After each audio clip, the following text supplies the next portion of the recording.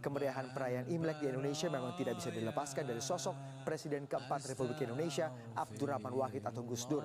Di eranya, budaya Tionghoa termasuk perayaan Imlek diterima sebagai bagian dari kemajemukan budaya negeri ini. Sebelumnya, pada masa kepemimpinan Presiden Soeharto, etnis Tionghoa dilarang melaksanakan tradisi dan adat istiadat mereka secara terbuka.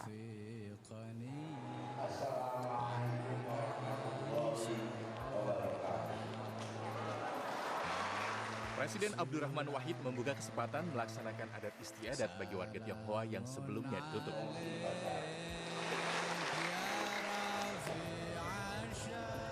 Kini, kemeriahan perayaan Imlek sudah menjadi bagian dari budaya Indonesia. Warga Tionghoa sekarang juga tidak harus mengganti nama agar terkesan lebih Indonesia.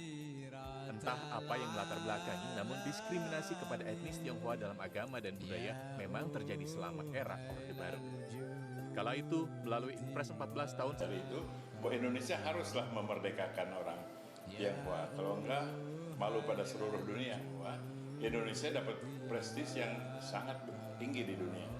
Dalam perjalanan ke luar negeri, saya selalu menyupai pemerintah negara lain, orang politik negara lain, aktivis yang memuji Indonesia sebagai negara pluralis yang terbesar di dunia. Kini masyarakat Tionghoa sudah bisa beribadah dan mengekspresikan budaya mereka dengan bebas sama seperti warga negara Indonesia yang lain. Gus Dur membuktikan perjuangan dan pembelaannya sejak muda terhadap kelompok minoritas yang kerap terdiskriminasi tidak berhenti dan berubah bahkan saat ia memegang kekuasaan.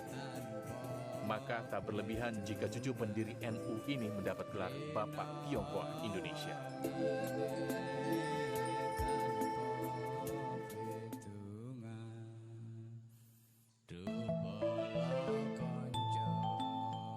Sejarah perayaan Tahun Baru Imlek di negeri ini tidak akan pernah bisa terpisahkan dari kehebatan seorang Presiden Republik Indonesia yang keempat, Abdurrahman Wahid alias Gus Dur.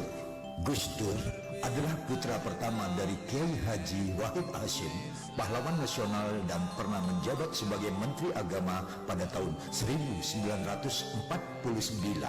Dan Kiai Haji Asim Ashari adalah kakek Gus Dur, juga seorang pahlawan nasional dan dikenal sebagai pendiri NU atau Nahdlatul Ulama. Gus Dur yang kelahiran Den Anyar, Jombang, Jawa Timur, beliau pernah menyatakan memiliki garis darah Tionghoa, keturunan dari Tan Kim Han yang menikah dengan Tan Alok, saudara kandung Raden Pata atau Tan Eng Hua, pendiri Kesultanan Demak. Tan Alok dan Tan Eng Hua merupakan anak dari Putri Campa. Putri Tiongkok merupakan selir Raden Brawijaya V bernama Tan Kim Han. Berdasarkan penelitian seorang peneliti Perancis, Louis Charles de Mais, diidentifikasikan sebagai Syekh Abdul Qadir Al-Sini yang diketemukan makamnya di Trowulan.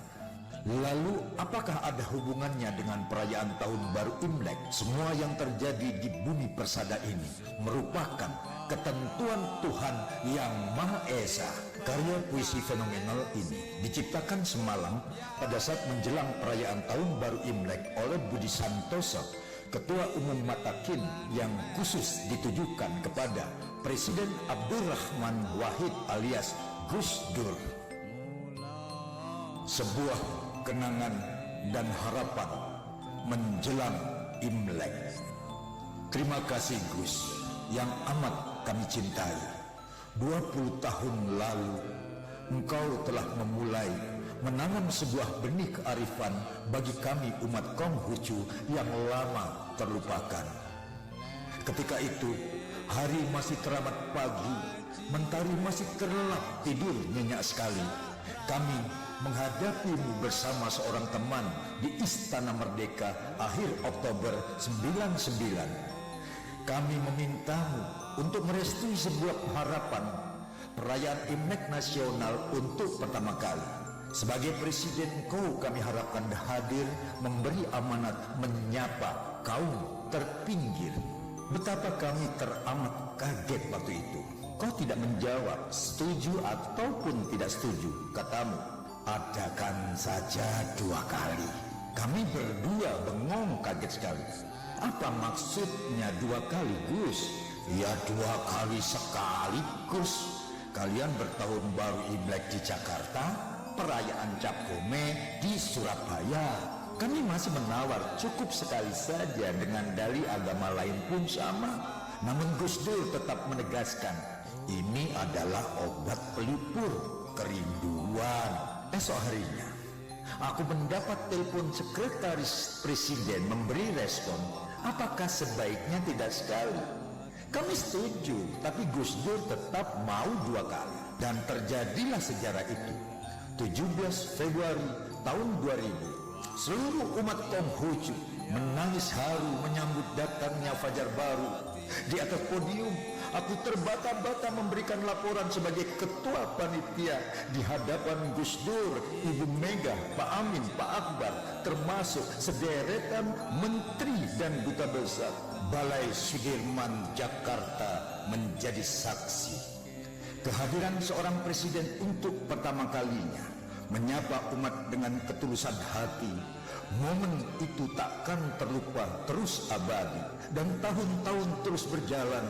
Ibu Megawati dan Pak SBY konsisten meneruskan umat Konghucu mengenang masa-masa itu dengan rasa dalam penuh rindu. Terima kasih Gus, Mbak Mega dan Pak SBY. Terima kasih. Lewat puisi ini kutitipkan terima kasih umat Konghucu. Semoga rasa hati mereka terbawa tiupan bayu nan liri, menembus sang waktu dan dinding beku. Semoga tahun baru Imlek ini datang kehangatan, mencairkan hati yang lama dilanda kebekuan. Semoga bunga dan puistika semarak bermekaran setelah nampak kuyu tak disapa hujan. Sensei Budi Tanuwibowo, Ketua Umum Dewan Rohaniwan, Pimpinan Pusat Majelis Tinggi Agama Konghucu Indonesia, Mataki.